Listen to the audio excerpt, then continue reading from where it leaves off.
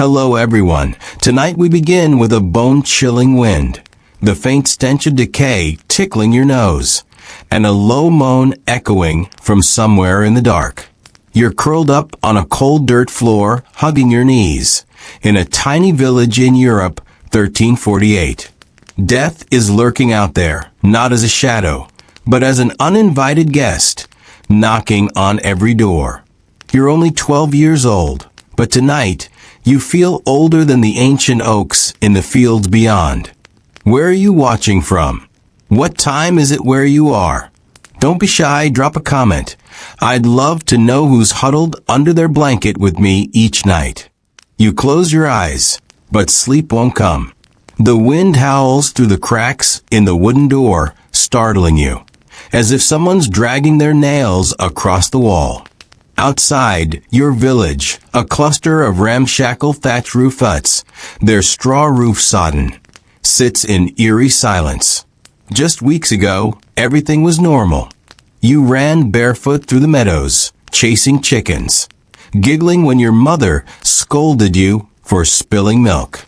But now, there's no laughter, no crowing roosters, only a foul smell lingering in the air, as if the whole world is rotting. You curl tighter into the corner, try not to think about what you saw this morning. Old Aldrich the blacksmith's house is boarded up now. But from inside, you heard crying, not Aldrich's, but his daughter Agnes's, a girl just a few years older than you. Whispers say Aldrich is dead, his body swollen and blackened, and Agnes is praying beside his corpse, but no one dares go in to help. You want to run over, pound on the door, do something, but your mother grabbed your wrist, squeezing until it hurt. Don't, she hissed, her eyes red and raw.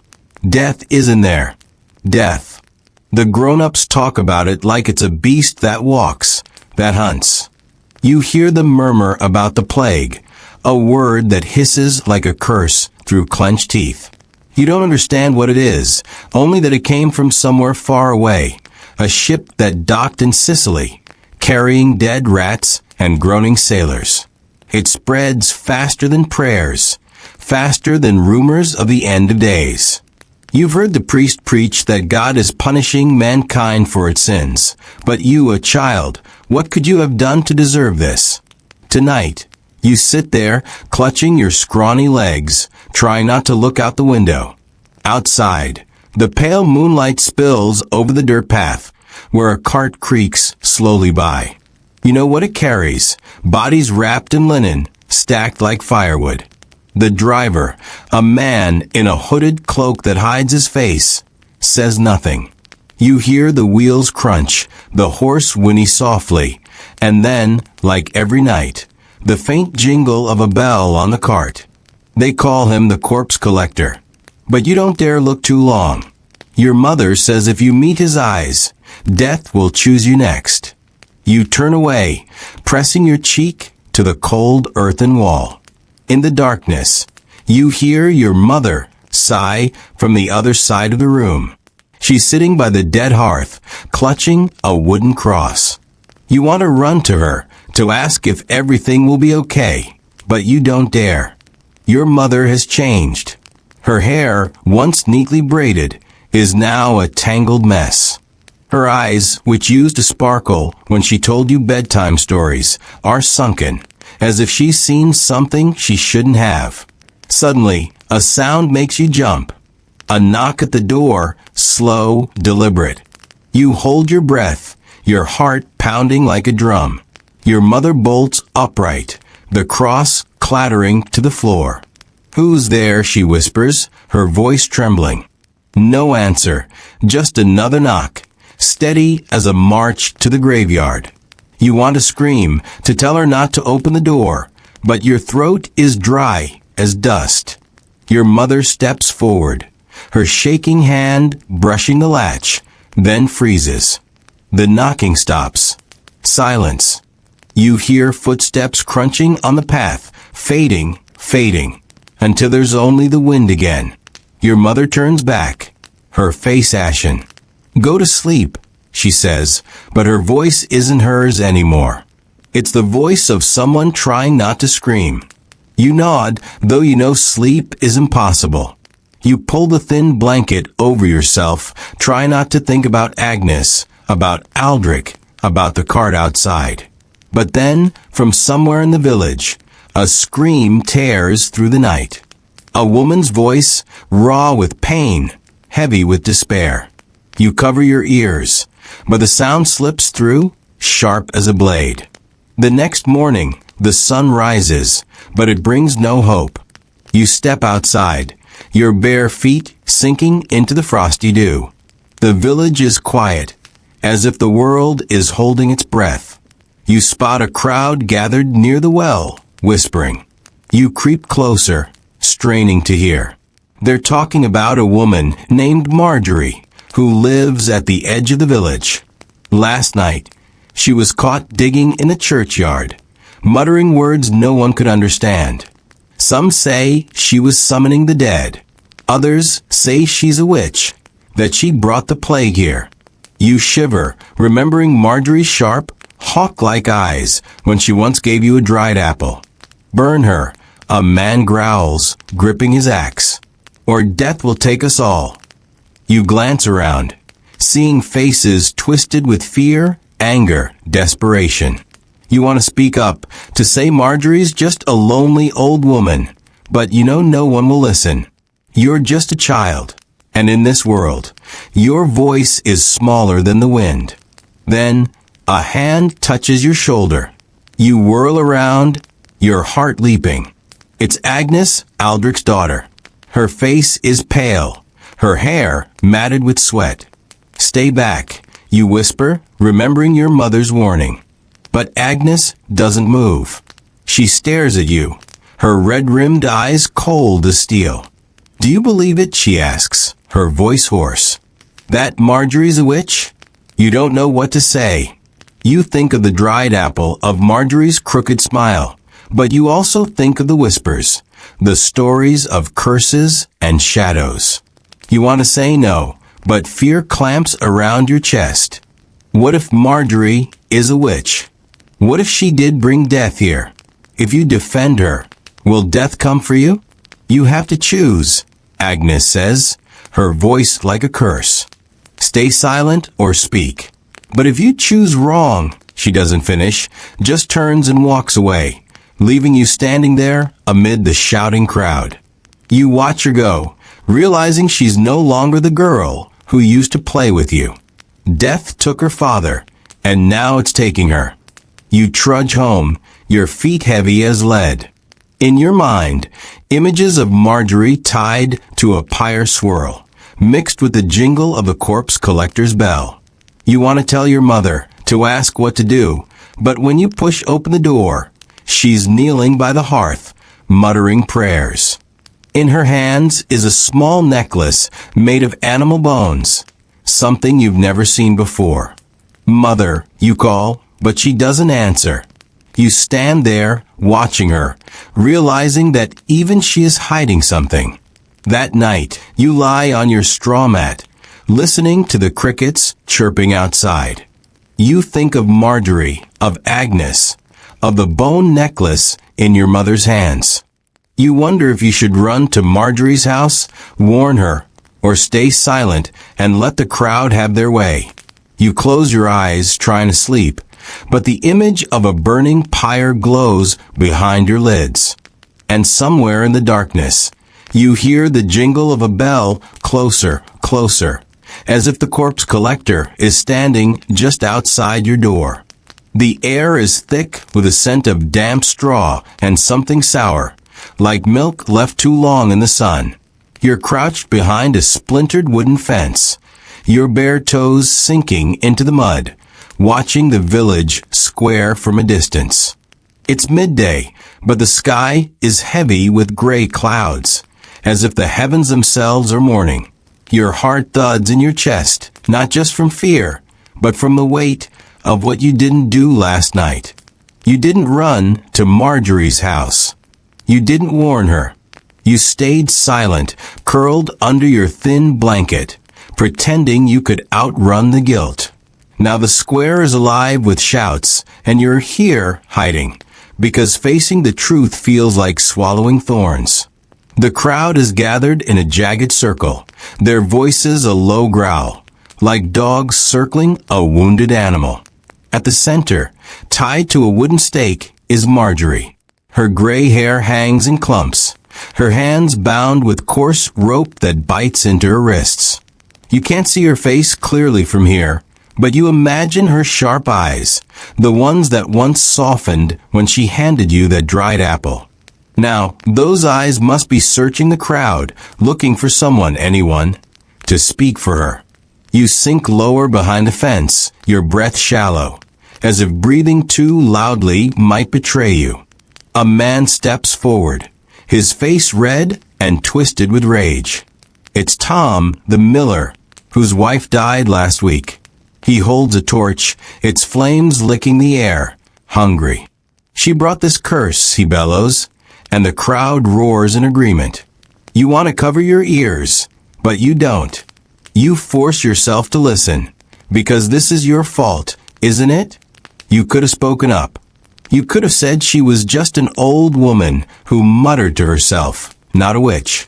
But you didn't. And now the torch is inching closer to the pile of straw at Marjorie's feet.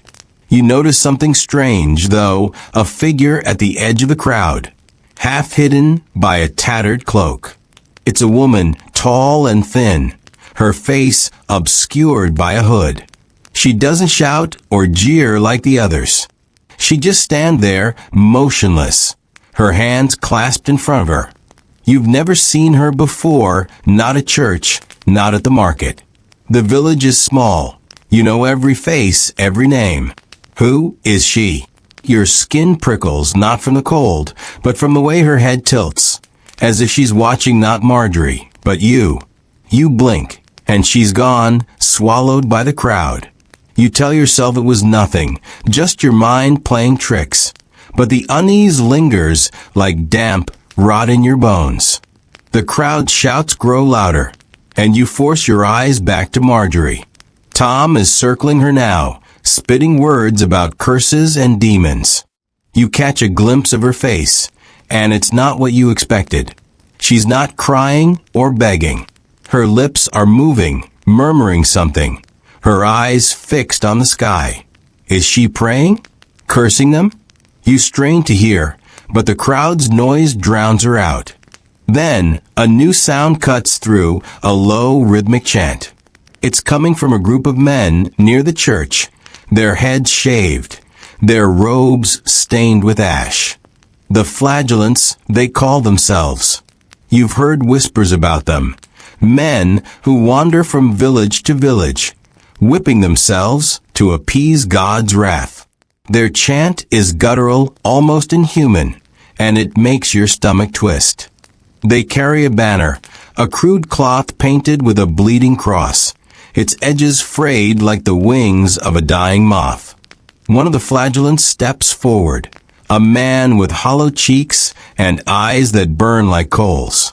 He raises a whip, its leather strips knotted with small bones, and brings it down on his own back.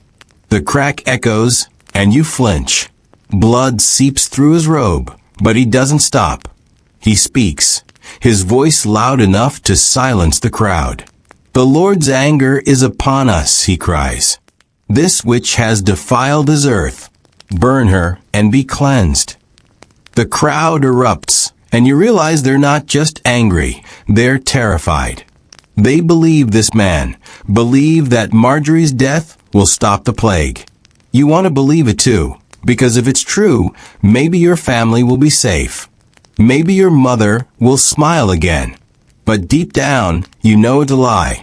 The plague doesn't care about witches or prayers. Tom lowers the torch, and the straw catches fire. The flames are slow at first, curling like greedy fingers. Then they leap, swallowing the wood. Marjorie doesn't scream. Her lips keep moving, her eyes still on the sky. You want to look away, but you can't. The heat reaches you even from here, carrying the smell of burning straw, and something worse. Something you don't want to name. The crowd is silent now, watching the flames, their faces lit with a mix of awe and horror. You wonder if they feel it too, the shame, the fear that this won't change anything. Then you hear it, a whisper, so faint you think you imagined it. Run. It's not Marjorie's voice, not anyone's you recognize. You whip your head around, searching for the cloaked woman, but she's nowhere. The whisper comes again, colder, sharper. Run, child. Your legs tremble, urging you to obey, but you're frozen. Run where? To Marjorie, to save her? To your mother? To hide? Or away from this village, from the fire, from the plague? The choice claws at you, each option a blade. If you run to Marjorie, the crowd might turn on you. If you go home, you'll have to face your mother's hollow eyes. If you flee the village, you'll be alone, with nothing but the clothes on your back and the plague waiting in every shadow. The flames roar higher, and Marjorie's murmurs stop. Her head slumps, and the crowd lets out a collective breath, as if a spell has been broken. The flagellant raises his whip again, chanting louder, and the others join him, their voices a-droning him. You feel sick, not just from the smell, but from the weight of your silence. You didn't speak for her. You didn't run. You just watched like a coward. The word stings, sharper than any whip. You think of your life before the plague, chasing chickens, stealing bread crusts from a baker, laughing until your sides hurt. That life feels like a dream, and this nightmare is your reality. You slip away from the fence, your feet moving before your mind catches up. You don't know where you're going, only that you can't stay here, watching the fire consume what's left of Marjorie. The village feels smaller now, the houses leaning in like they're whispering secrets. You pass the church, its wooden cross looming over the square, and for a moment, you think you see the cloaked woman again, standing in the doorway. You blink, and she's gone, but the whisper lingers in your ears. Run. You keep moving, your breath ragged, until you reach the edge of the village, where the fields stretch out, barren and gray. You stop, your chest heaving, and look back. The smoke from the pyre rises in a thick column, curling toward the clouds. You think of your mother, probably still kneeling by the hearth, clutching that strange bone necklace. You think of Agnes, her cold eyes, and her warning to choose. You think of Marjorie, her lips moving until the end. Did she curse them? Did she curse you? You hear footsteps behind you, soft but deliberate. You turn, expecting the cloaked woman, but it's only a boy, no older than you, his face smudged with dirt. You recognize him, Jasper, the baker's son. He's holding something, a small wooden carving of a bird, its wings chipped and worn. You saw it, didn't you? He says, his voice low. What they did to her. You nod, unable to speak. He steps closer, his eyes darting to the smoke in the distance. They're wrong, he whispers. It won't stop. Nothing will. You want to ask what he means, but he presses the carving into your hand. Keep it, he says. For luck. You'll need it. Before you can respond, he's gone, slipping into the shadows of the trees. You look down at the bird, its tiny eyes staring up at you. It feels heavy, like it carries a secret you're not ready to know. You tuck it into your pocket, your fingers brushing against the rough wood, and turn back toward the village. The smoke is thicker now, blotting out the sun. You start walking home, each step heavier than the last. The whisper echoes in your mind, run, child. But you don't know where to go. The village is all you've ever known, and yet it feels like a trap closing around you.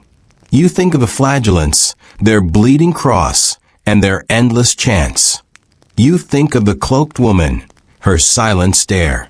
You think of Jasper's words, his warning that nothing will stop. And as you walk, the distant jingle of a bell reaches your ears, faint but unmistakable. The corpse collector is out there, gathering the dead, and you wonder how long it will be before he comes for you. The night is heavy, the kind of dark that presses against your skin like damp wool.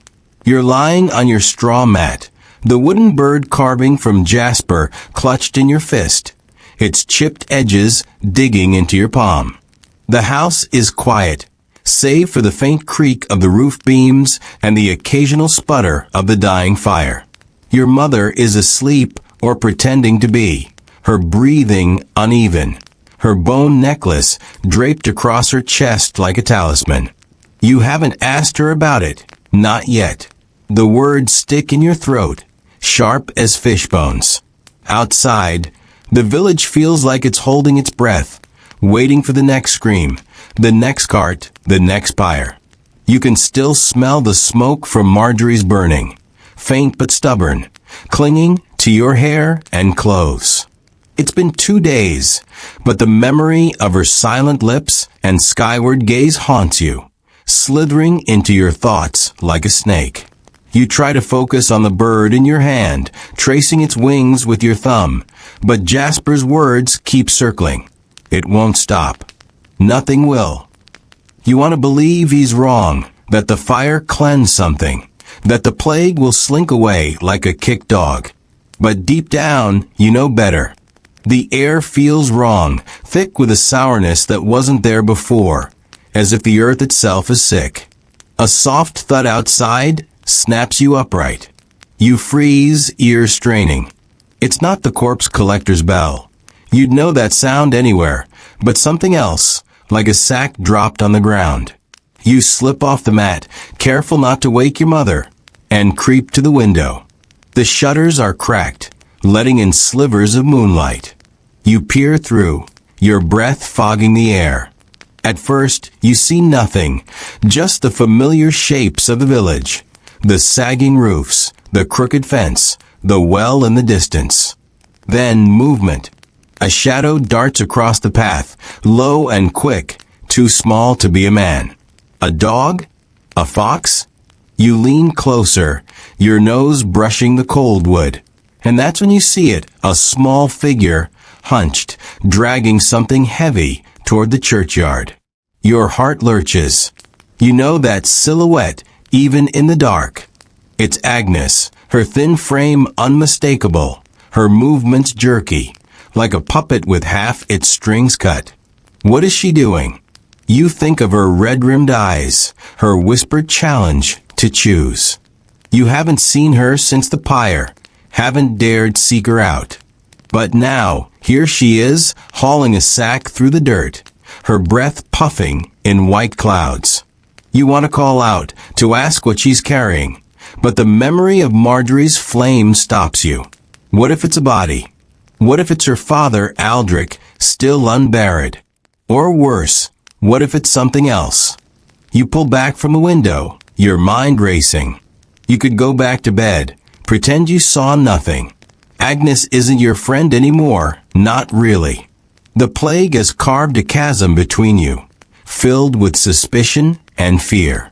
But your feet are already moving, slipping into the worn leather shoes by the door. You grab your cloak, the one with the moth-eaten hem, and ease the door open, wincing at the faint creak. The night air hits you like a slap, cold and sharp, carrying the faint tang of decay. You step outside, the bird carving still in your pocket, a small weight anchoring you to something solid. The village is a maze of shadows, every corner hiding a threat. You stick to the edges, avoiding the open path where the moonlight pools. Agnes is ahead, her sack scraping the ground, leaving a faint trail in the dirt. You follow at a distance, your bare knees trembling under the cloak. The church looms closer, its stone walls blotched with moss, its wooden cross leaning slightly, as if tired of standing guard. You've always hated the churchyard, with its uneven graves and sour soil. Now at night, it feels alive, the ground whispering secrets you don't want to hear. Agnes stops at the edge of the yard, near a fresh grave, its earth still loose. She drops the sack and kneels, her hands clawing at the dirt. You crouch behind a gnarled tree, your breath shallow. Is she digging? Burying something? You squint, trying to make out the sack shape. It's too small to be a body, too lumpy to be grain. You think of the rumors about Marjorie, how she was caught digging here, muttering spells. Is Agnes doing the same? Your stomach twists. You want to run, to forget you ever saw her, but then you hear her voice, low, broken, not chanting, but sobbing. Please, she whispers, to the dirt, to the sky, to no one. Please come back. You don't know what she means, but the sound of her grief pins you in place. You think of your mother, her bone necklace, her silent prayers. You think of Jasper, his warning, his carved bird. Everyone is hiding something, clinging to their own rituals, their own slivers of hope. You wonder what Agnes is burying. Something to bring her father back? Something to keep the plague away? You edge closer, the grass crunching under your shoes, and that's when she turns. Her eyes lock onto yours, wide and wild, her face streaked with dirt and tears. For a moment, neither of you moves. Then she scrambles to her feet, clutching the sack to her chest. You, she hisses, her voice raw. Why are you here? You open your mouth, but no words come. You want to say you're sorry, that you didn't mean to spy, but the truth is uglier. You're here because you're scared, because you need to know what she's doing, what she's hiding. She steps toward you, her knuckles white around the sack. Go, she says, her voice trembling with something more than anger. Or I'll tell them you were with me. The threat lands like a stone. If the village thinks you're helping Agnes, digging in the churchyard, they'll drag you to the stake next. You see Marjorie's flames in your mind, hear the crackle of burning straw. But running feels wrong, too. Agnes is alone, broken, and whatever she's doing, it's not witchcraft, it's desperation. You think of the bird in your pocket, Jasper's gift for luck. You could give it to her, a small gesture, a way to say you're not her enemy. Or you could keep it, stay silent, and slip back into the dark, letting Agnes face her fate alone. The choice is a knife, twisting in your gut. Help her, and risk the village's wrath. Abandon her, and carry the guilt forever. I'm not leaving, you whisper, surprising yourself. Agnes blinks, her grip on the sack loosening slightly. She doesn't speak, just stares, as if trying to decide if you're a fool or a friend. Then, slowly, she kneels again, setting the sack down. Help me then, she says, her voice barely audible. But don't look inside. You nod, your hands shaking as you kneel beside her, digging into the cold earth. The dirt is heavy, clinging to your fingers, and every scoop feels like a betrayal of your mother, of the village, of yourself. You don't ask what's in the sack, but you feel its weight, metaphorical and real, as you work. The night stretches on, the stars hidden by clouds. You dig until your arms ache, until the hole is deep enough. Agnes places the sack inside, her movements careful, almost reverent. She covers it with dirt, patting it down, then pulls a small stone from her pocket, a smooth, flat thing etched with a crude spiral. She sets it on the grave, a marker, a symbol. You've seen spirals before, scratched into door frames, woven into baskets. Old signs, older than the church, meant to ward off evil. You don't know if they work, but you hope they do, for Agnes's sake. When it's done, she stands, wiping her hands on her skirt. Go home, she says, not looking at you. and don't come back.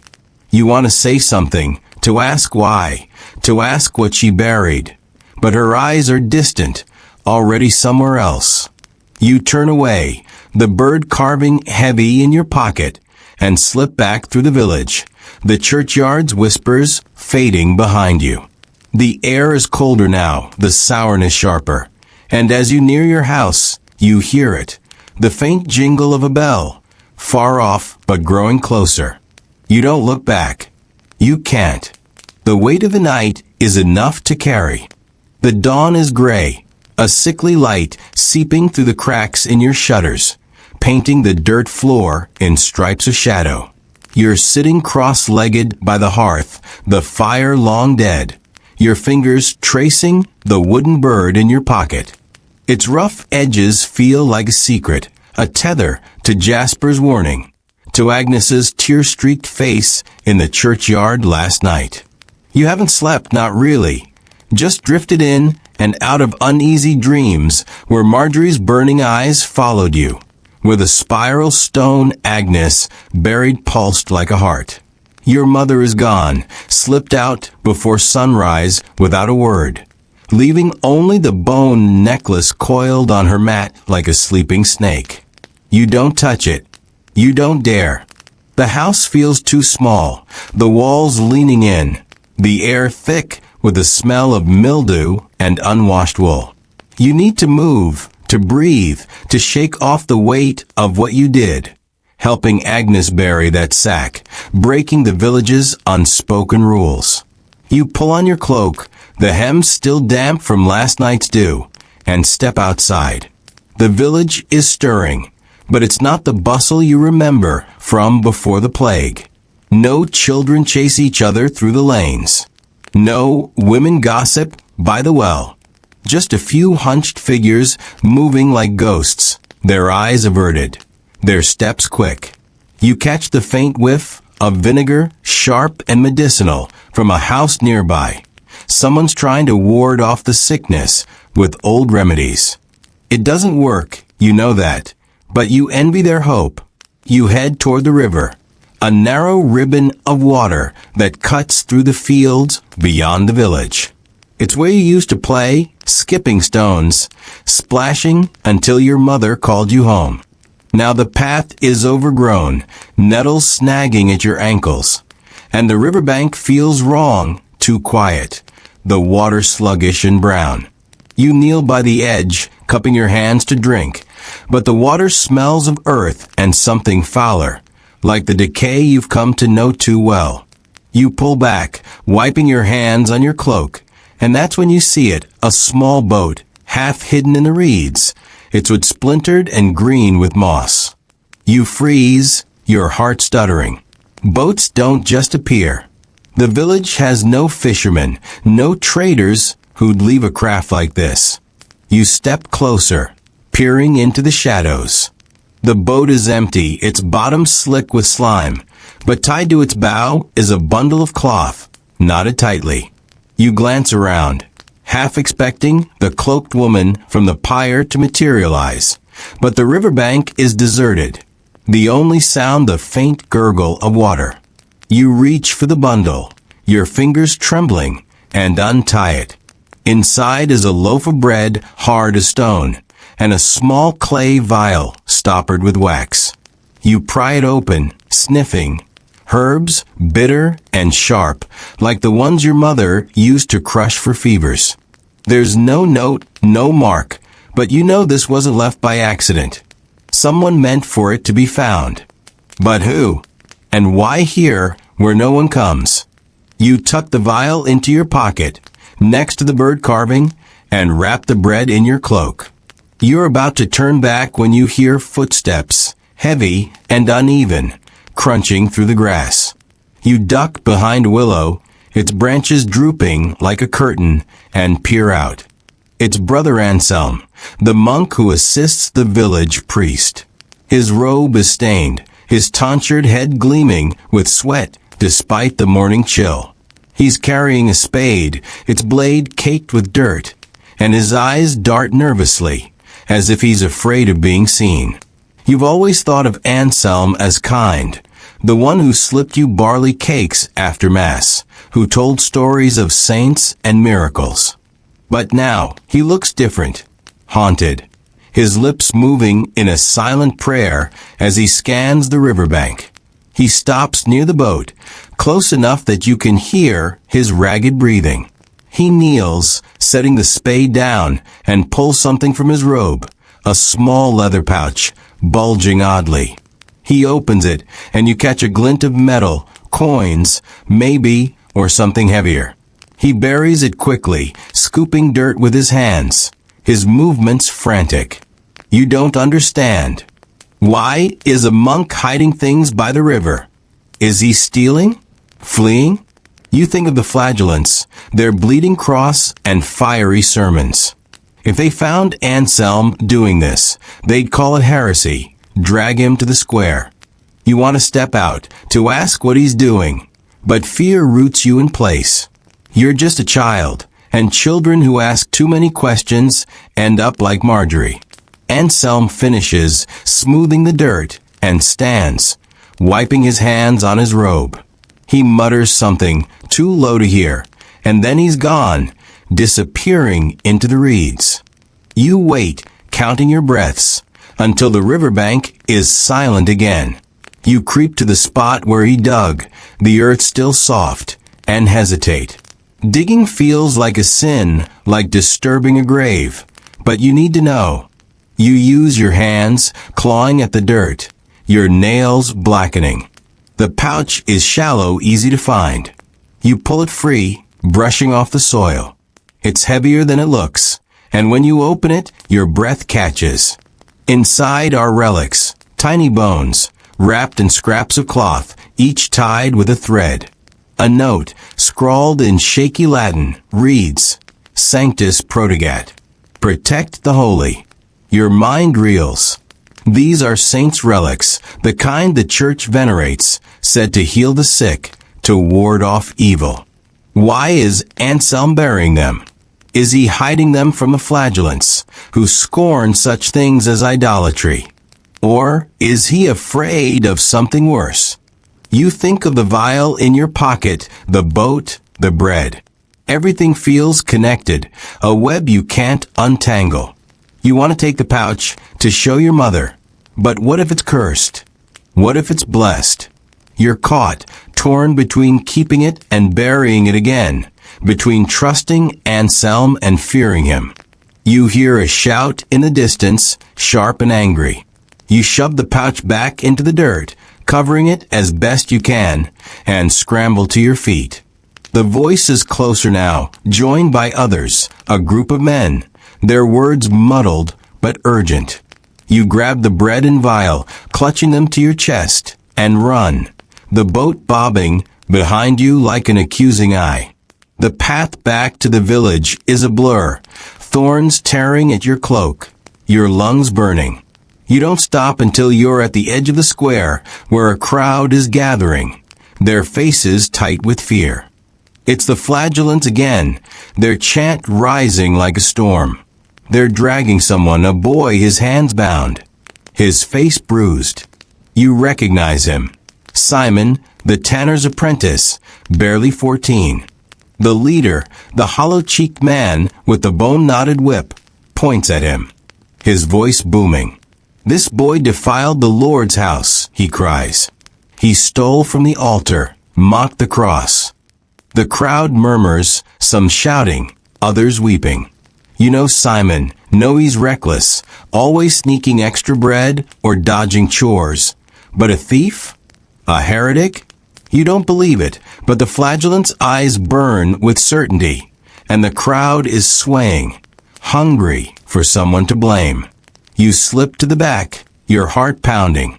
The bread and vial feel like weights, pulling you down. What if they search you? What if they find the relics you touched? You think of Anselm, his nervous glances, his buried pouch. Did Simon see something, too? Is that why they're punishing him? You want to run home, to hide, but your eyes catch on a figure in the crowd. Your mother, her face pale, her bone necklace glinting in the weak sunlight. She's watching Simon, her lips pressed tight, and for a moment you think she's praying. But then she turns, her eyes meeting yours, and there's something in them. Not fear, not sorrow, but resolve. She shakes her head, a tiny movement, a warning. Don't speak. Don't move. The flagellants raise their whips, and Simon cries out, a sound that cuts through you. You want to help him, to shout that he's no thief, but your mother's gaze holds you like a chain. You think of the relics, the boat, the spiral stone. Everyone is hiding something, and you're no different. You helped Agnes bury her secret. You touched Anselm's pouch. You're carrying a stranger's bread and vial. Each choice binds you tighter to this dying village, to its fear and its fury. You could step forward, tell the truth about Simon, about Anselm, but the whips are falling now, and the crowd is cheering, and your mother's eyes are begging you to stay silent. You turn away, slipping through the crowd, the bread crumbling in your grip. The vial presses against your hip, the bird carving a quiet weight. You don't know what to do with them, don't know who to trust. The riverbank feels like a dream, the boat a riddle you can't solve. As you reach your house, the flagellant's chant fades, replaced by the distant jingle of a bell. The corpse collector is near, always near. You push open the door, your mother's absence a heavy thing, and sit by the hearth, the relic's Latin echoing in your mind. Sanctus protegat. Protect the holy. You wonder if anything can protect you now. The afternoon sun is weak, barely piercing the haze that hangs over the village like a shroud. You're crouched in the corner of your house, the clay vial from the riverboat pressed against your chest. Its bitter herbal scent seeping through the wax seal. The bread, now crumbled to dust in your cloak, is scattered across the floor, a trail of your panic after fleeing the square. Your mother hasn't returned since you saw her among the flagellants, her eyes sharp with that unspoken warning. The bone necklace lies where she left it, glinting faintly on her mat, and you keep your distance, as if it might bite. The wooden bird from Jasper is in your pocket, a small, solid thing amid the chaos of your thoughts. Simon's cries, Anselm's buried relics, the boat's eerie presence. You're 12, but the world feels like it's grinding you into something older, something brittle. Outside, the village hums with a nervous energy, voices muffled but urgent, like bees trapped in a jar. You want to stay hidden, to burrow into the shadows and forget the whips, the chants, the weight of secrets you're carrying. But hunger gnaws at your stomach, a sharp reminder that you haven't eaten since yesterday. The bread from the boat was too hard, too precious to waste, and now it's gone, lost to your trembling hands. You think of the market, or what's left of it, just a few stalls, guarded by hollow-eyed vendors who barter for scraps. You have nothing to trade, no coins, no grain, but you know where the baker's shed is, where Jasper's father sometimes leaves crusts for the dogs. It's a risk, but so is starving. You slip out the door, pulling your cloak tight against the chill. The village feels like a stranger now, its paths narrower, its houses hunched like they're waiting to collapse. You avoid the square, where the flagellants' chants still linger in the air, and stick to the alleys, your shoes squelching in the mud.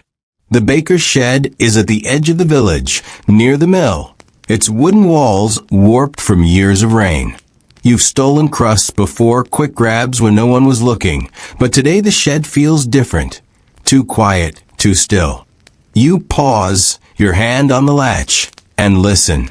No dogs barking, no clatter of pans from the bakery, just the wind, and something else, a low, rhythmic tapping, like fingers drumming on wood. You push the door open, just a crack, and peer inside. The shed is dark, smelling of stale flour and damp earth. Sacks of grain are slumped against the walls, their seams fraying, and a single crust lies on the floor, half-eaten by rats. But it's not the crust that stops you. It's the figure in the corner, sitting cross-legged, a knife in one hand, carving slow, deliberate lines into a piece of wood. You recognize him instantly, Jasper, his dirt-smudged face lit by a sliver of light from a broken plank. He doesn't look up, just keeps carving, the tapping sound echoing in the small space. You want to back away, to pretend you didn't see him, but he speaks, his voice low and steady. You kept it, didn't you? The bird. You nod, your hand brushing the carving in your pocket. You don't know why you kept it, only that it feels like a piece of the world before the plague. When Jasper was just the baker's son, not this quiet, shadowed boy with secrets in his eyes. He sets the knife down, his new carving, a crude figure, maybe a man, maybe a beast, half finished. Good, he says, finally looking at you. You'll need it. His words are an echo of the night he gave it to you, but there's something new in his tone, something heavy, like he's carrying a truth he doesn't want to share. You step inside, closing the door behind you. The shed feels smaller now, the air thick with the weight of unspoken questions. Why are you here? You ask, your voice barely above a whisper. Jasper shrugs, picking up the crust from the floor and tossing it to you. You catch it, the bread dry and gritty in your hands. Same as you, he says, hiding. You want to ask from what? The flagellants, his father, the village's wrath. But his eyes flick to the door, and you understand. He's not just hiding from people. He's hiding from what the village is becoming, from the fear that twists neighbors into enemies, from the plague that doesn't care who it takes. You sit across from him, nibbling the crust, its stale bitterness coating your tongue. The vial in your cloak presses against your ribs, and you think of telling him about it, about the boat, about Anselm's relics. But something stops you. Jasper's different now, his easy grin replaced by a tightness you don't trust. You think of Agnes, her sack, her spiral stone. You think of your mother's necklace, Anselm's pouch. Everyone has their secrets, and you're starting to wonder if sharing yours will save you or doom you. They hurt Simon today, you say, instead, testing the waters. Jasper's knife pauses mid-carve.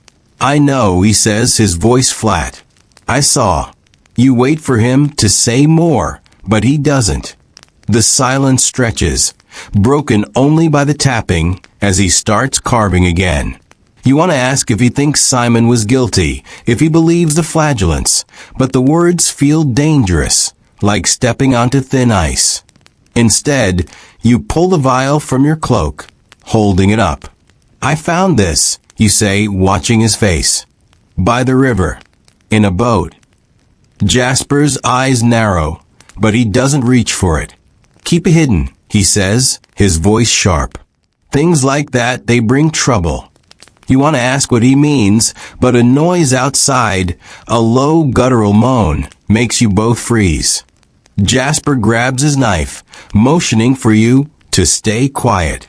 You crouch, your heart pounding, as the moan comes again, closer, followed by shuffling footsteps. It's not the corpse collector's bell, not the flagellant's chant, but something worse, something alive, or barely so. Jasper creeps to the door, peering through a crack. His face pales, and he turns to you whispering, "It's her." You don't need to ask who.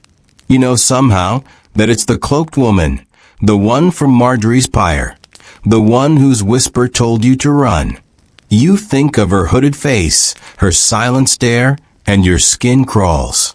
Jasper pulls you to the back of the shed, behind a stack of sacks. "Don't move," he hisses, his knife glinting in the dim light. You nod, clutching the vial, the bird carving digging into your palm. The footsteps stop outside the door, and you hear a voice, low, melodic, almost singing. "Children," it says, "come out." The river waits. Your blood runs cold. The voice is hers, you're sure of it, but it's not human, not entirely. It's too smooth, too sweet, like honey hiding poison. Jasper's hand tightens on your arm, his breath ragged. You want to scream, to run, but the door creaks open, and a shadow falls across the floor. She steps inside, her cloak trailing like smoke. Her hood is low, hiding her face, but you see her hands, pale, bony, clutching a small bundle of herbs tied with twine.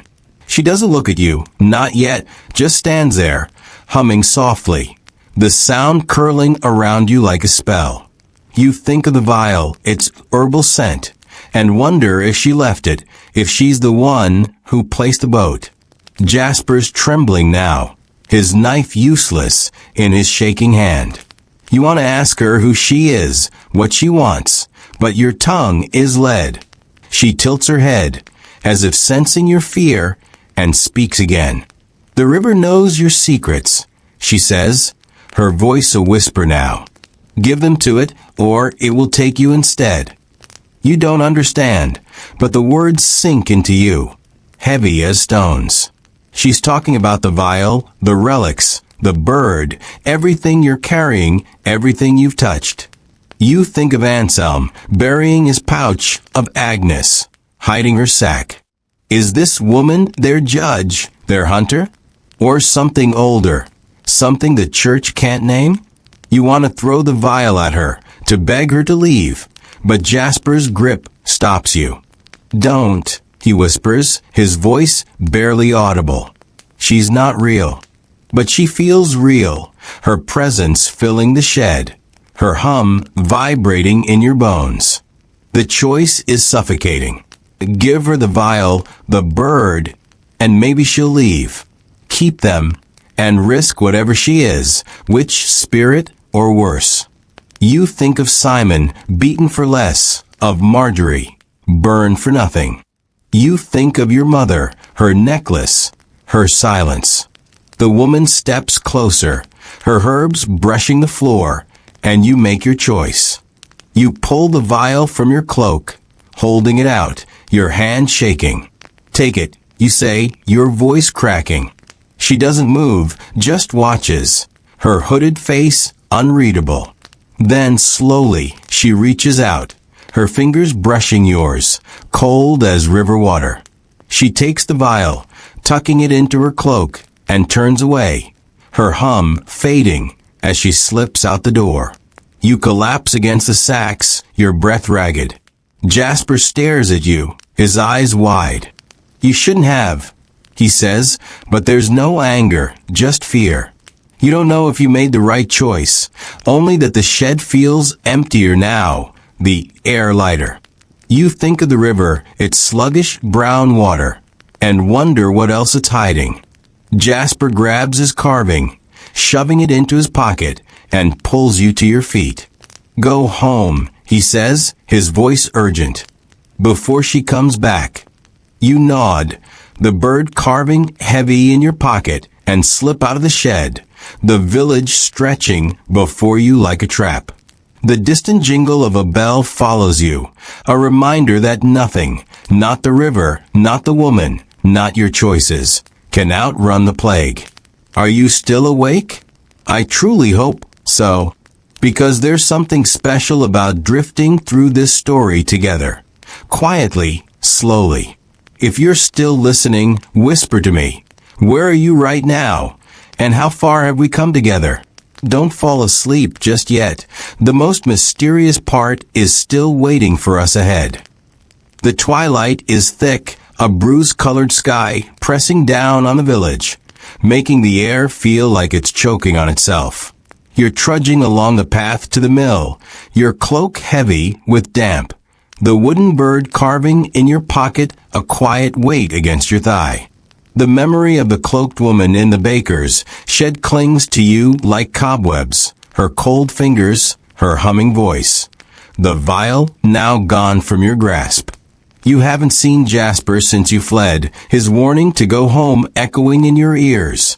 But home feels like a cage, with your mother's bone necklace and her absence waiting inside. You're not sure why you're heading to the mill. Maybe because it's far from the square, far from the flagellant's chance, far from the river, where secrets seem to breed like flies. The mill looms ahead, its wooden wheel creaking lazily in the sluggish stream, the sound a low groan that matches the ache in your chest. The air smells of wet grain and something sharper, like blood left to dry. You've always liked the mill, its rhythmic thump a comfort when the world was kinder, when Tom the Miller would let you and Jasper sneak handfuls of flour to make mud pies. But Tom's different now, his wife dead, his rage fueling Marjorie's pyre. You wonder if he's inside, grinding what little grain is left, or if he's with the flagellants, swinging a whip to drown his grief. You pause at the mill's door, its wood splintered and gray, and listen. No voices, no footsteps, just the wheels creak and a faint rustle, like cloth dragging across stone. You push the door open, the hinges squealing, and step into the dimness. The air inside is heavy, thick with the dust of ground wheat, catching in your throat.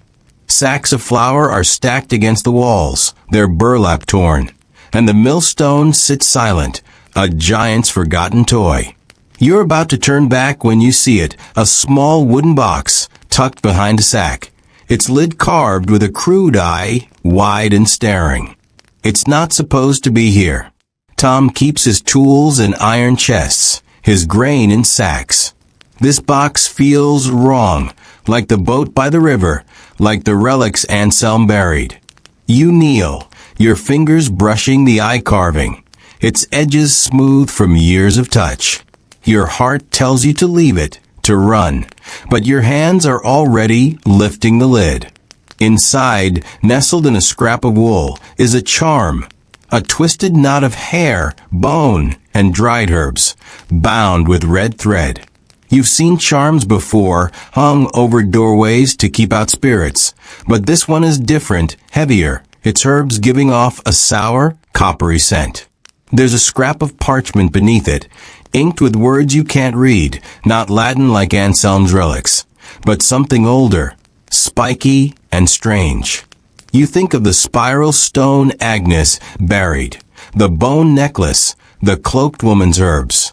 This charm is another piece of the village's hidden heart, beating with fear and defiance. A shadow moves behind you, and you slam the box shut, spinning around. It's not Tom, not Jasper, but a girl, maybe 13, her face pale and sharp, her hair tangled with burrs. You know her, Lena, the weaver's daughter, who used to braid daisies into your hair before the plague stole her laughter. She's different now, her eyes too wide, her fingers twitching like she's forgotten how to be still. You shouldn't touch that, she says, her voice a hiss. It's not yours. You scramble to your feet, the box clutched to your chest, your mind racing. Lena's never been cruel, but there's something in her stare, something that reminds you of Agnes in the churchyard, of Jasper in the shed. I wasn't stealing, you say, your voice shaking. I just found it. Lena steps closer, her bare feet silent on the stone floor. Put it back, she says, or you'll wish you had. You want to ask why, to demand what the charm is, but her eyes flick to the door, and you hear it, voices low and urgent coming from outside. Not the flagellant's chant, not the corpse collector's bell, but something closer, angrier. You think of Simon, beaten in the square, of Marjorie's pyre. If they find you with this charm, they'll call you a witch, a heretic, and no one, not your mother, not Jasper, will save you. You hesitate, the box heavy in your hands. You could put it back, pretend you never saw it, let Lena keep her secret. Or you could run, take the charm, figure out what it means, why it's hidden here. The voices are louder now, boots crunching on the path, and Lena's face twists with panic. "Give it to me," she says, lunging forward, but you're faster, bolting for the back door, the one that leads to the stream. You burst outside, the cold air hitting you like a fist, and sprint along the water's edge, the box tucked under your arm. Lena's footsteps pounding behind you. The stream is shallow, its banks slippery with mud, and you stumble, your shoes sinking into the muck. Lena's close, her breath ragged, her fingers grazing your cloak. "Stop," she shouts, but you can't. The charm's weight pulling you forward like a promise. You think of the cloaked woman, her words about the river knowing your secrets. Is this what she meant? Is the charm a curse, a blessing, a key? You veer into the trees, their branches clawing at your face, and lose Lena in the tangle, her shouts fading as you push deeper into the woods. You stop, gasping, your chest burning. The forest is quiet, the stream a distant murmur, the village hidden by a wall of pines. You sink to your knees, the box still in your hands, and open it again. The charm scent is stronger now, mingling with the pine and damp earth, and you study the parchment, wishing you could read its jagged script. You think of your mother, her necklace, her silence. Does she know about charms like this? Is she hiding one too? You want to go home, to ask her, but the thought of facing her empty eyes, her unspoken warnings, stops you. A twig snaps and you freeze. It's not Lena, not the villagers, but something else, a low, guttural sound, like a beast sniffing the air. You clutch the box, your heart hammering, and peer through the trees. A shape moves, massive and slow, its outline blurred by the twilight. You think of the stories old women told before the plague of the black dog, a spirit that hunts the guilty, its eyes glowing like coals. You've never believed them, not really. But now, with the charm in your hands and the village falling apart, you're not sure what's real. The shape stops, and you hold your breath, praying it doesn't see you. The sound comes again closer, and you realize it's not a growl but a voice, deep and broken, chanting words you don't understand. It's a man, not a beast, but that's no comfort. You think of the flagellants, their bone-knotted whips, but this is different, solitary, secret. You creep backward, your foot catching on a root, and the box slips, hitting the ground with a dull thud. The chanting stops, and you hear footsteps, heavy and deliberate, coming your way. You grab the box and run, the charm bouncing inside, the parchment crinkling. The forest is a maze, branches snapping in your face, roots tripping you. But you don't stop, not even when your lungs scream. You don't know where you're going, only that you can't let the man, or whatever he is, find you. You think of Lena, her desperate lunge, her warning. Was she protecting the charm, or protecting herself? You think of the cloaked woman, the river, the relics. Everything is connected, a knot you can't untie, and you're tangled in it. A child carrying secrets too big for your hands. You burst into a clearing, the sky above a deep indigo, stars just beginning to prick through. The footsteps are gone, the chanting silent, but you don't trust the quiet. You sink to the ground, the box in your lap, and pull out the charm, its hair and bone glinting in the faint light. You want to throw it away, to be rid of its weight, but something stops you. It's a piece of the village's soul, a piece of the fear and hope that's tearing it apart. You think of your mother, of Agnes, of Jasper, each clinging to their own talismans, their own rituals. You could keep the charm, hide it, use it to bargain if the village turns on you. Or you could destroy it, break the cycle of secrets, risk whatever curse it carries. You hear a rustle, faint but close, and shove the charm back into the box, your hands shaking. It's not the man, not Lena, but a fox, its eyes glinting as it darts across the clearing. You exhale your breath, a white cloud, and stand, the box heavy under your arm. You need to go home, to face your mother, to decide what to do with the charm, with the truth. The village is a trap, but it's all you know, and running into the forest, into the dark, feels like giving up. You start walking, the path invisible, the stars your only guide. The distant jingle of a bell reaches you, faint but unmistakable, and you quicken your pace, the charm's sour scent lingering in your nose, a reminder that some secrets don't stay buried. The night is a heavy cloak, stars hidden behind clouds that churn like smoke over the village.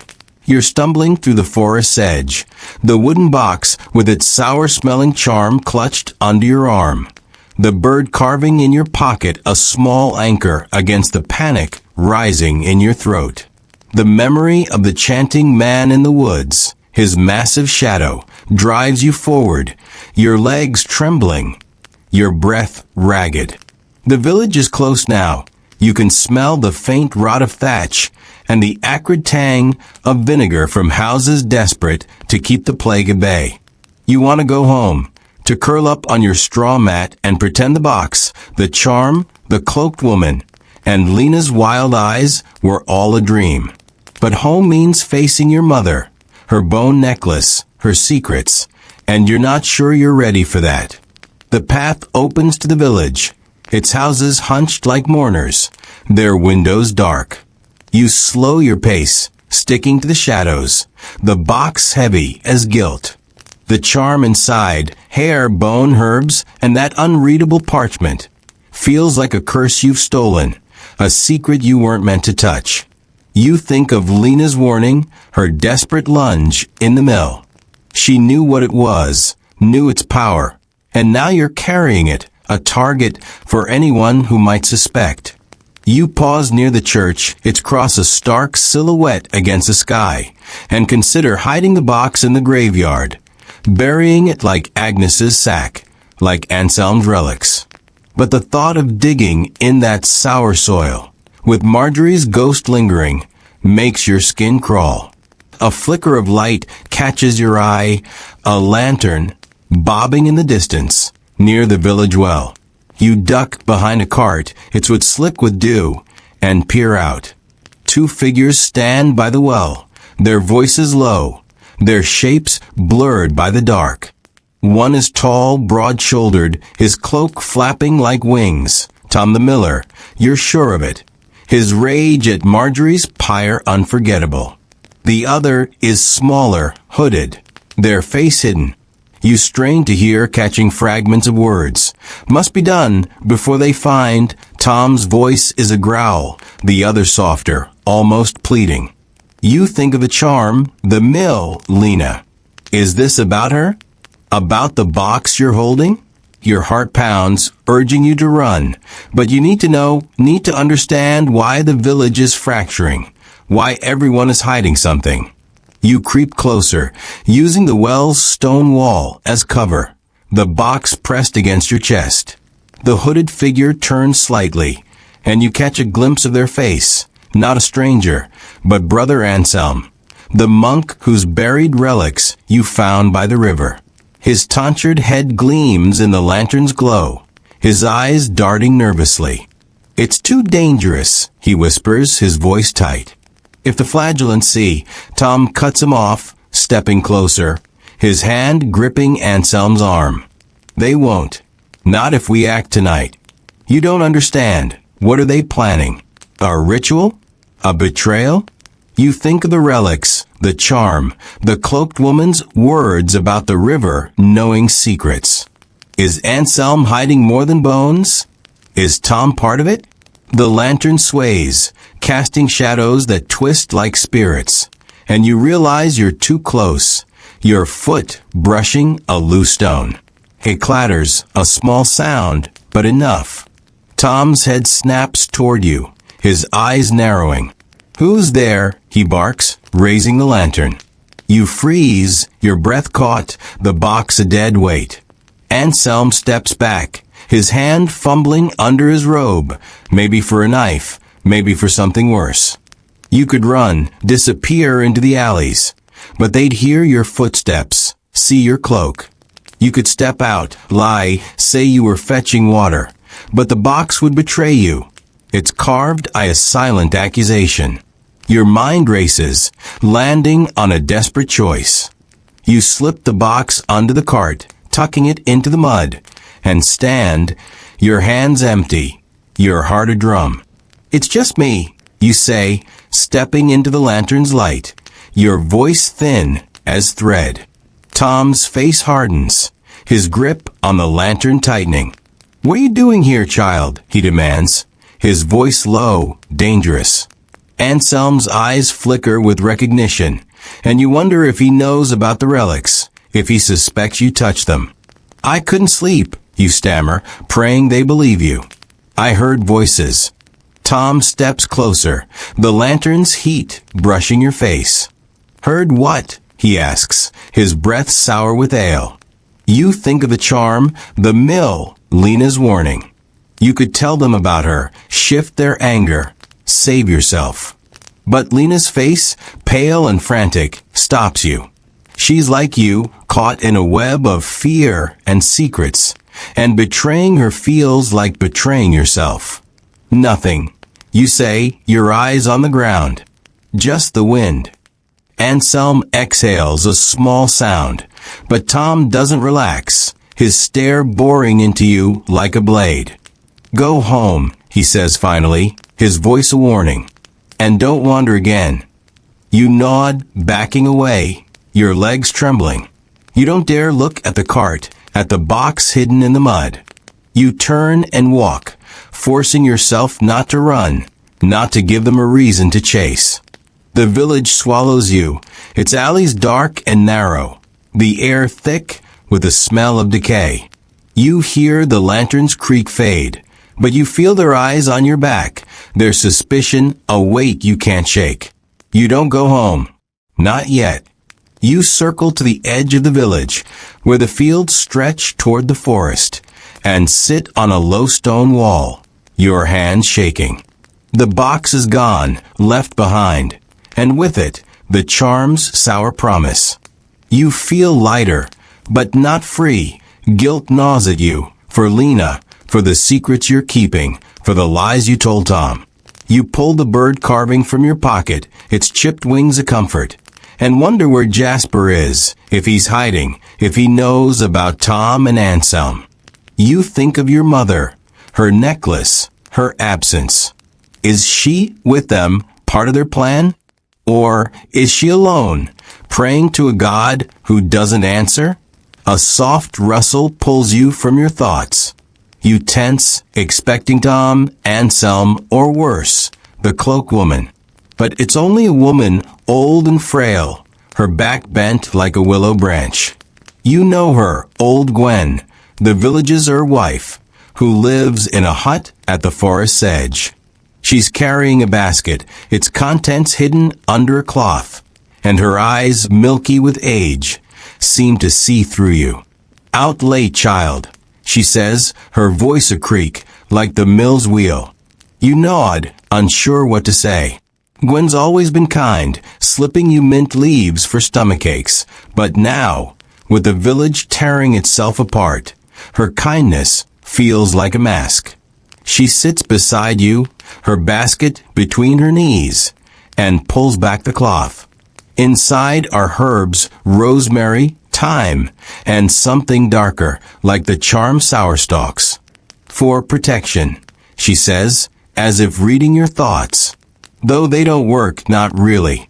She laughs, a dry sound, and you think of the vial you gave the cloaked woman, its herbal scent. "You've seen her, haven't you?" Gwen asks, her eyes on the stars. "The woman in the cloak." Your breath catches, and you nod, unable to lie. Gwen sighs, her fingers tracing a spiral in the dirt, like Agnes's stone. "She's no witch," she says. "Just lost. Like us." You want to ask what she means, who the woman is, but Gwen stands, her basket creaking. "Keep that bird close," she says, nodding at your pocket. And don't trust the miller or the monk. She shuffles away, her shadow merging with the dark, leaving you with more questions than answers. You think of the box, the charm, Tom's growled words. What are they planning? A ritual to stop the plague? A betrayal to save themselves? You want to go back for the box to know for sure, but the thought of facing Tom's lantern, Anselm's nervous hands, stops you. You head home, the village silent except for the distant jingle of the corpse collector's bell. The door creaks as you slip inside, the house cold, your mother's mat empty. The bone necklace is gone, and with it, any hope of answers. You lie on your mat, the bird carving in your hand, and try to piece it together. Tom, Anselm, Gwen, the charm, the cloaked woman. Each is a thread in a tapestry you can't read, a story of fear and survival. You could seek out Lena, ask her about the charm, risk her anger. You could find Jasper, see if he knows about Tom's plan. Or you could stay silent, let the village's secrets unfold without you. Safe but ignorant. Sleep pulls at you, heavy as the plague, but your mind won't rest. You think of Gwen's spiral, its ancient curve. You think of the charm's parchment, its unreadable script. You think of your mother, wherever she is, carrying her own burdens. The choice is a stone in your chest. Act and risk everything. Wait and let the village decide your fate. You close your eyes, the bird's wings sharp against your palm, and hear the bell again, closer now. A reminder that time is running out, that secrets, like bodies, don't stay buried forever. The morning is raw, a damp chill seeping through your cloak as you crouch in the alley behind your house, the wooden bird carving pressed against your palm like a heartbeat. The village is waking, but it's a sickly stir. Doors creak open only to slam shut. Voices hushed. Footsteps hurried. You haven't slept, not after last night's encounter with old Gwen, her cryptic words about the cloaked woman, and her warning not to trust Tom or Anselm. The box with the charm is still hidden under the cart by the well, a secret you abandoned to save yourself from Tom's glare. And its absence gnaws at you, a loose tooth you can't stop prodding. Your mother didn't come home, her bone necklace gone with her, leaving the house empty. Its dirt floor cold under your bare feet. You're alone, 12 years old, carrying a tangle of truths and lies that feel heavier than the plague itself. You need answers, not just about the charm or Tom's whispered plans, but about your mother, where she is, what she's hiding, why her eyes have turned to stone. You think of Lena, who knew the charm's danger, of Jasper, who sees more than he says, but their risks, their own secrets sharp as knives. Instead, your mind drifts to the church, its looming cross a beacon in the village's chaos. Brother Anselm, with his buried relics and nervous glances, might know something about your mother, about Tom, about the cloaked woman who seems to haunt every shadow. The church is dangerous, a place where the flagellant's chants echo and the priest's sermons blame children like you for God's wrath. But it's also a place where secrets hide, like dust in the rafters. You slip through the alleys, avoiding the square where the well and the box wait like a trap. The air is thick with a smell of wet straw and something sharper, like sour wine, a reminder of the village's futile attempts to cleanse itself. The church stands at the village's heart, its stone walls blotched with lichen, its wooden door scarred from years of desperate hands. You pause, listening for the flagellant's rhythmic moans, but the morning is quiet, the only sound a faint drip of water from the eaves. You push the door open, its hinges groaning, and step into the cool, musty dark. The air smells of wax and old incense, the pews empty, the altar bare except for a single candle, its flame flickering like a trapped moth. You move toward the side chapel, where Anselm often prays, your shoes scuffing the stone floor. The chapel is small, its walls painted with fading saints, their eyes accusing. You find Anselm kneeling before a wooden statue of Saint Roch, the patron of plague victims. His robe pooled around him like spilled ink. He's muttering, his hands clasped so tightly his knuckles are white. You hesitate, the bird carving heavy in your pocket, and clear your throat. Anselm startles, his head snapping up, his eyes wide with something close to fear. Child, he says, his voice hoarse, what are you doing here? You swallow, the words you planned dissolving under his gaze. I need to know, you say, your voice small. About my mother. About everything.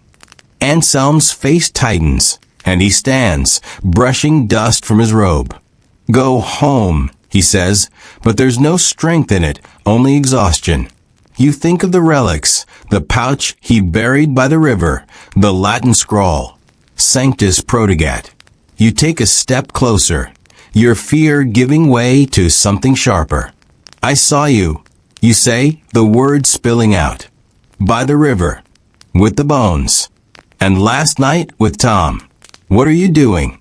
Anselm's eyes darken, and for a moment you think he'll strike you. But he sags, his shoulders slumping, and gestures to a pew. Sit, he says, his voice barely audible. You obey, the wood cold against your legs, and he sits beside you, his hands trembling. You've seen too much, he says, not looking at you. The relics, they're not what you think. Not holy, not cursed, just hope. A lie to keep the village from breaking. You don't understand, but you listen, your heart pounding. He tells you of a plan, not his, but Tom's, to use the relics, to claim a miracle, to rally the village against the flagellant's terror. Your mother, he says, is part of it, carrying messages, hiding supplies, her necklace a signal to others who share their cause.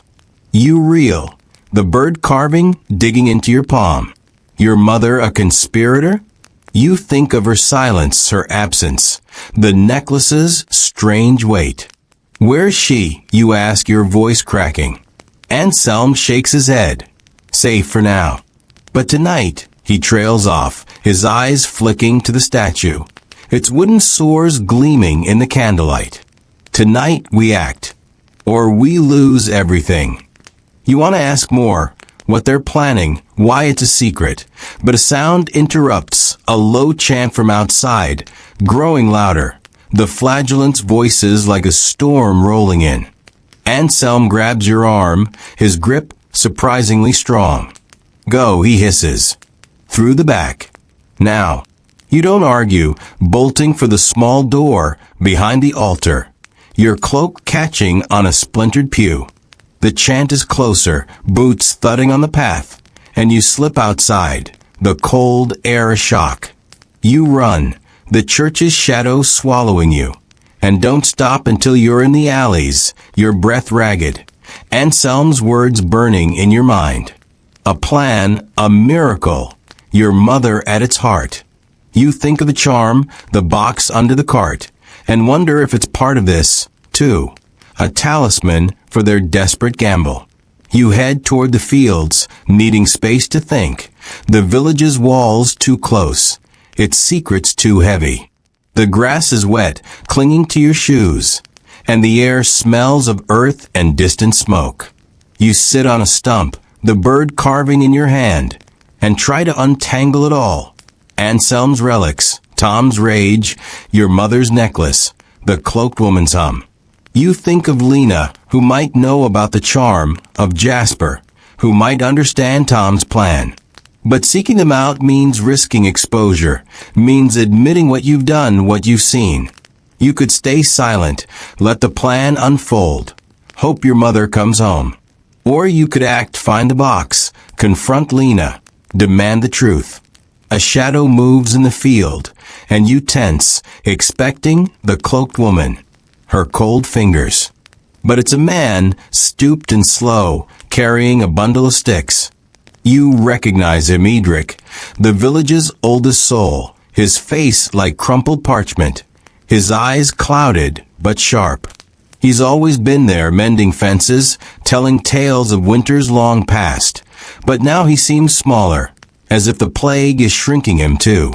He stops, peering at you, and smiles, a toothless curve. "Lost child?" he asks, his voice a rasp.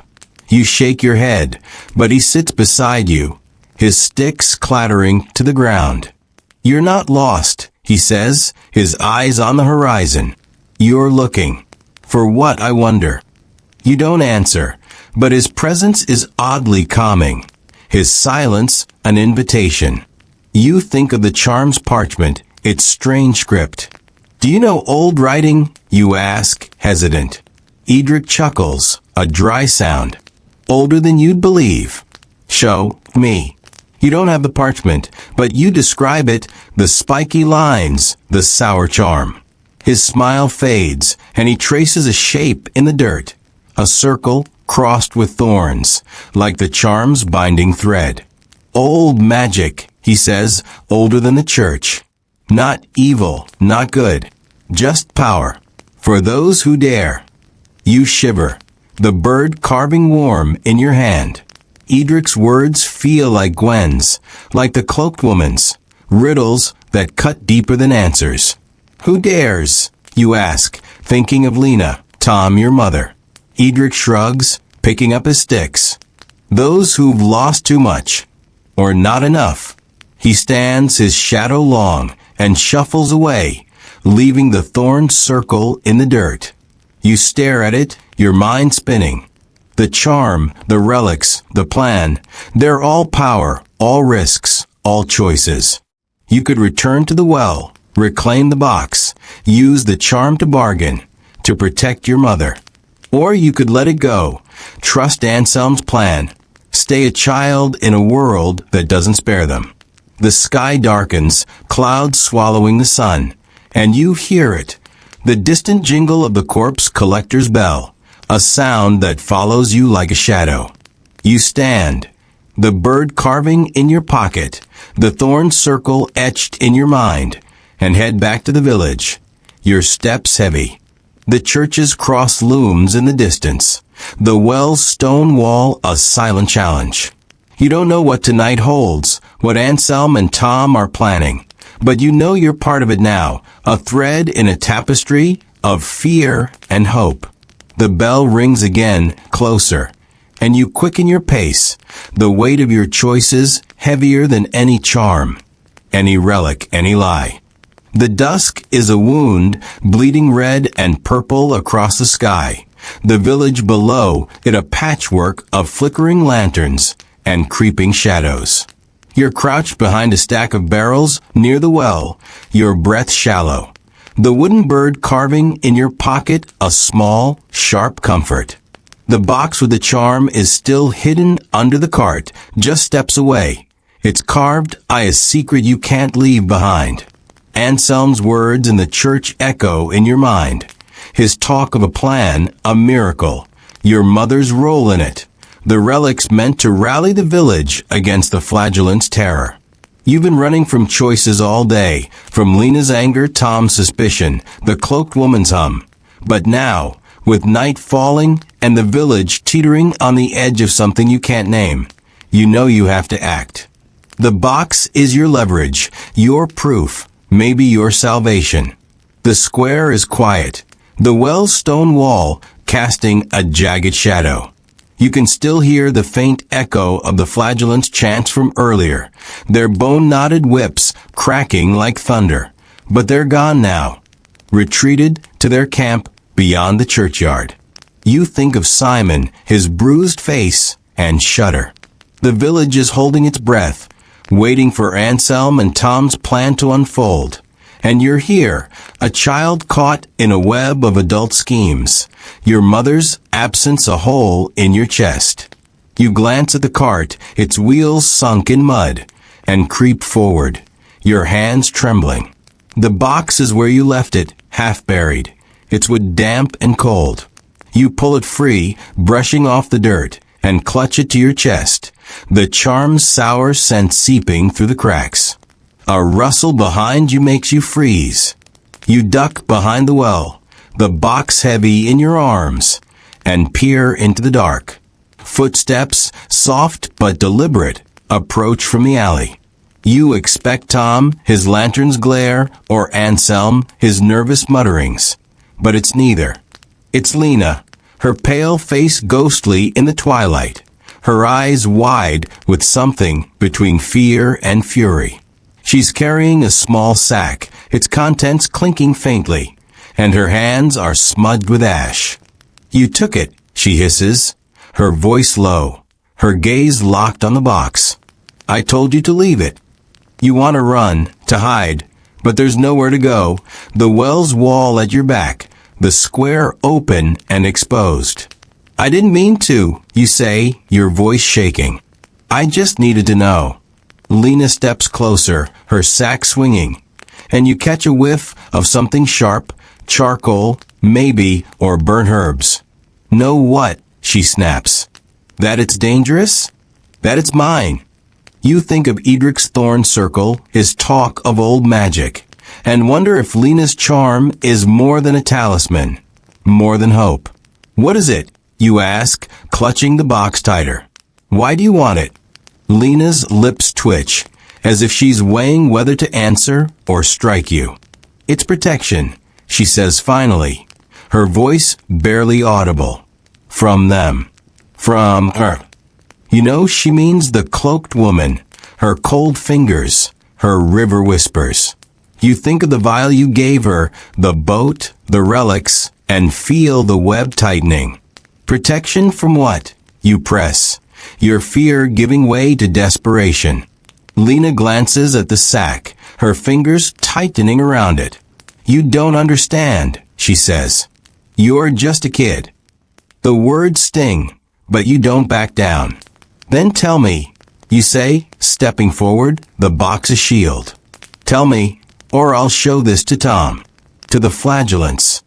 It's a bluff, but it lands. Lena flinches, her eyes darting to the shadows. She hesitates, then kneels, setting the sack down.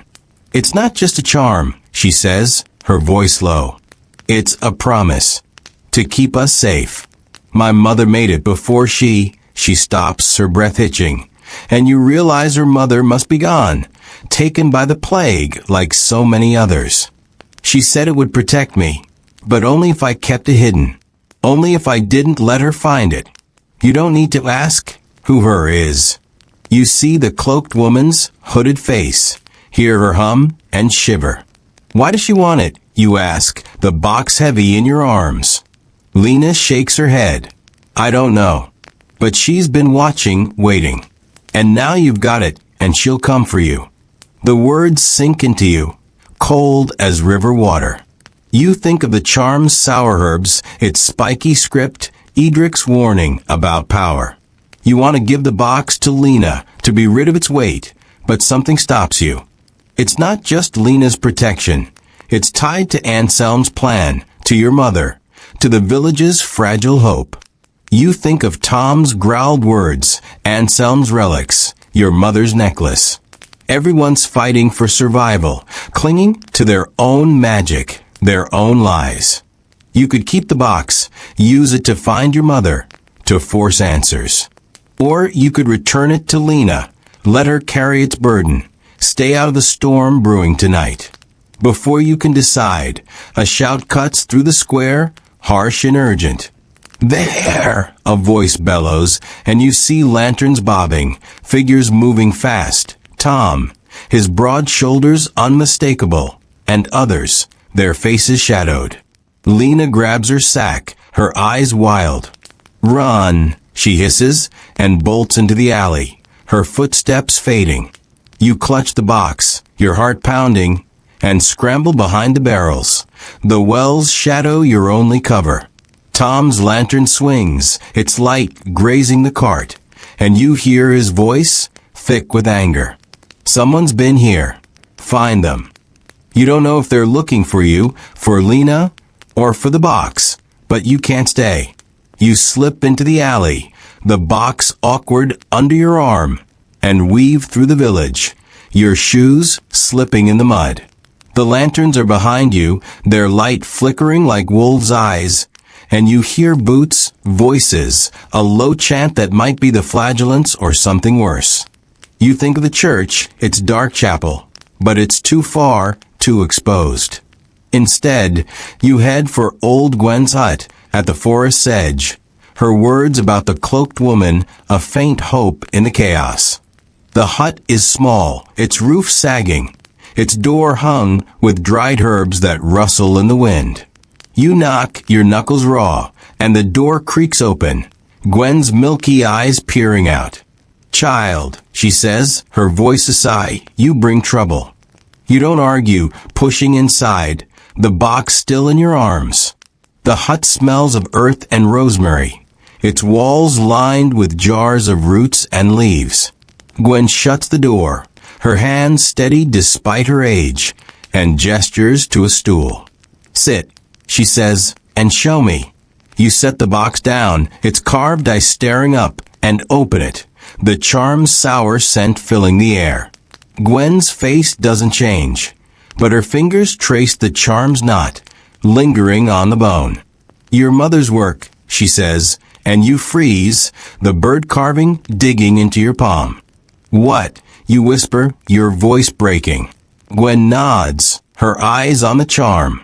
She made these long ago, before the plague. For protection, for power.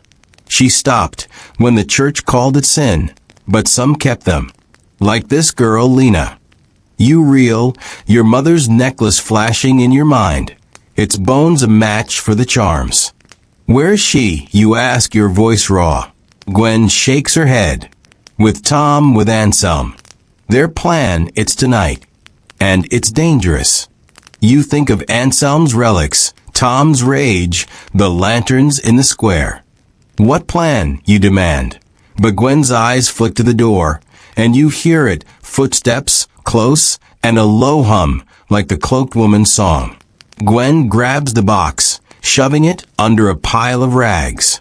"Hide," she hisses, pointing to a corner draped with cloth.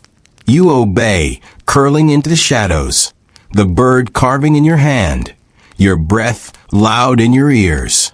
The door opens, and you see her, the cloaked woman, her hood low, her hands clutching a bundle of herbs. "Gwen," she says, her voice smooth as oil, "you've been busy." Gwen stands, her frail frame unyielding. "Leave the child be," she says, her voice steady. The woman laughs, a sound that curls your stomach. "The child has what's mine," she says, stepping closer, her herbs brushing the floor. You think of a charm, the vial, the river. Is she after Lena's protection or something more? You want to run to scream, but Gwen's eyes find yours, a silent command to stay still. The woman's hum grows louder, filling the hut, and you feel it, a pull, like the charm is calling her, like your mother's secrets are unraveling. You have a choice, sharp as a blade. Stay hidden. Let Gwen face her. Hope the plan, whatever it is, saves your mother. Or step out, give her the box, and this hunt. You think of Lena, running into the dark, of Anselm's trembling hands, of your mother's necklace. The hum is a weight, pressing you down, and you grip the bird, its wings a prayer. The woman turns, her hood shifting, and you know she senses you, her gaze a cold hand on your spine. The distant jingle of a bell cuts through the night, the corpse collector's song, and you wonder if any choice can save you now. The night is a living thing, its darkness pulsing with the village's fear, its air thick with the stench of ash and decay. You're crouched in old Gwen's hut, hidden behind a curtain of tattered cloth, the wooden bird carving clenched in your fist, its chipped edges biting into your skin. The cloaked woman stands in the doorway, her hum a low, hypnotic thread weaving through the room, her hooded face unreadable, but inescapable. Gwen faces her, frail but unbowed, her voice steady as she demands the woman leave you be. The box with Lena's charm, your mother's work, Gwen said, lies hidden under a pile of rags. Its sour sent a faint pulse in the air. Outside, the village is a cauldron. Tom and Anselm's plan simmering toward its breaking point. Your mother, somewhere in its heart. Her bone necklace, a secret you can't untangle. The distant jingle of the corpse collector's bell is a drumbeat, counting down to a reckoning you can't escape. The woman's hum shifts, sharpens, and you feel it in your bones, a pull like the river's current, dragging you toward her. She knows you're here, knows you've touched the charm, the vial, the relics, pieces of a puzzle you've carried since Marjorie's pyre. The child holds what's mine, she says, her voice smooth as frost, and steps forward, her herbs brushing the floor like whispers. Gwen doesn't move, her milky eyes fixed on the woman. You've taken enough, Gwen says, her words a blade. Leave her to her fate. But the woman laughs, a sound that coils around your heart, and you realize she's not just after the charm. She's after you, your choices, the secrets you've gathered like stones in a sack. You think of everything. Marjorie's burning eyes, Agnes's buried sack, Anselm's relics, Tom's rage, Lena's desperation, your mother's absence. The village is a tapestry of fear, each thread a lie or a hope, and you're woven into it, a child who's seen too much, done too much. The charm, Gwen said, was your mother's, a piece of old magic meant to protect, but it's also a chain, binding you to this dying place. You could stay hidden, let Gwen fight, hope Tom's plan, a miracle, a lie, brings your mother back. Or you could step out, give the woman the box, end her hunt, and risk everything. Your life, your mother's, the village's fragile balance. The hum grows louder, a pressure in your skull, and you see it now. The village can't survive this. Not the plague, not the flagellants, not the secrets eating it alive. You've watched it fracture. Marjorie burned, Simon beaten, Lena hunted. Your mother vanished into a plan that smells of desperation.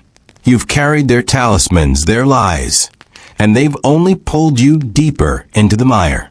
Survival here isn't life. It's a slow drowning. Each choice a gasp for air that never comes. You understand, with a clarity that cuts like glass, why living in this place, this time, is impossible. The plague is only part of it. The real disease is fear, turning neighbor against neighbor, mother against child, you against yourself. You make your choice, the bird carving warm in your hand. You step from the shadows, the cloth falling away, and the woman's hum stops, her hooded gaze locking onto you. Gwen gasps, her hand reaching out, but you shake your head, your voice steady despite the fear clawing your throat. Take it, you say, pulling the box from her rags. It's carved, glinting in the dim light. Take the charm, but leave us alone. The woman tilts her head, as if weighing your words, and you feel the village's weight, its pyres, its graves, its whispered curses, pressing down. You're not just giving her the charm, you're giving her your place in this story, your chance to fight, to save, to survive. She steps forward, her fingers brushing the box, cold as river stones. Brave, she murmurs, her voice a thread of silk and shadow. But foolish. She takes the box, her cloak swallowing it, and turns, her hum resuming, softer now, fading as she slips out the door. You wait for relief, for the weight to lift, but it doesn't. Gwen's eyes are heavy with sorrow, not gratitude, and you know why. You've given the woman what she wanted, but you've also given up your power, your mother's legacy, the village's last shred of hope. The charm was a lie, like Anselm's relics, but it was also a shield. And now it's gone. Gwen sinks onto her stool, her hands trembling. "Go," she says, her voice barely a whisper. "Find your mother, before it's too late." You nod, the bird carving your only anchor, and step outside, the night cold and sharp. The village is alive now, lanterns bobbing in the square, voices rising. A chant, not the flagellants, but something new, desperate, triumphant. You run toward the sound, your shoes slipping in the mud. The bells J26 jingle faint, but growing louder, a reminder that the corpse collector is never far. You weave through the alleys, the air thick with smoke and vinegar, and burst into the square, where a crowd has gathered, their faces lit by torches. At the center, on a makeshift platform, stands Tom, his broad shoulders squared, a crude wooden cross in his hands, its arms painted red. Anselm is beside him, his robe stained, his eyes wild, holding a small reliquary, its glass clouded but gleaming. Your mother is there, too, her bone necklace glinting, her face pale but resolute, standing with a group of villagers, their hands clutching similar charms, bones, herbs, red thread. Tom raises the cross, his voice booming. "The Lord has spoken," he cries. "These relics, these charms, are his mercy. Follow us and be saved." The crowd roars, some weeping, others shouting, their fear twisting into hope. You see Lena in the throng, her sack gone, her eyes hollow, and Jasper, his knife tucked away, his face unreadable. They believe, or want to, that Tom's miracle will stop the plague, that the relics and charms, your mother's work, will cleanse them. But you know better.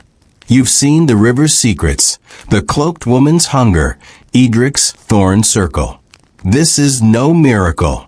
It's a desperate lie, a final gasp before the end. Your mother's eyes find yours, and for a moment you think she'll run to you, hold you, explain everything, the necklace, the plan, the charm. But she doesn't. She raises her charm, joining the chant, her voice blending with the crowds. You want to scream, to tell them it's futile, that the plague doesn't care, that the cloaked woman has the charm, that survival here is a myth. But you don't. You can't.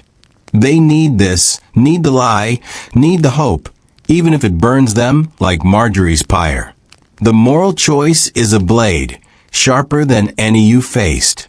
Join them. Raise the bird carving like a charm, cling to their miracle, and die with them, believing.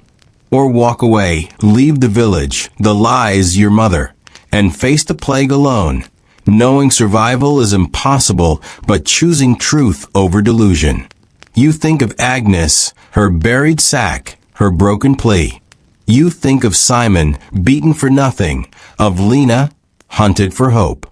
You think of your mother, her necklace, her choice to fight, to lie, to live. You turn, the bird carving heavy in your hand, and walk toward the forest, the square's light fading behind you. The village's chant grows distant, swallowed by the trees. The bells jingle a faint echo. You don't look back. You can't. You've understood, finally, why survival here is impossible. Not just the plague, but the fear, the lies, the choices that tear you apart. The forest is dark, the path unknown, but it's yours, a truth you'll carry alone. You drop the bird carving, its wings sinking into the mud, and keep walking. The stars above cold and silent, the plague waiting in every shadow. Sleep well, dear viewer, if you can, for the cloaked woman's hum lingers in the dark, and she knows your name.